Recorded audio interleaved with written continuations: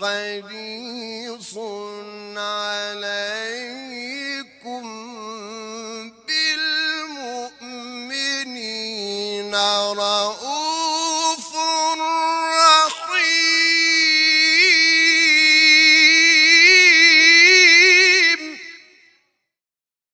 بسم الله الرحمن الرحیم. تبریک عرض میکنم میلاد نبی اعظم و حضرت امام صادق سلام الله علیه رو. امیدواریم انشاءالله خداوند متعال این روز رو عید قرار بدهد و مبارک کند همه امت اسلام. روز میلاد پیغمبر علیه و آله السلام یک روز استثنایی است در تاریخ.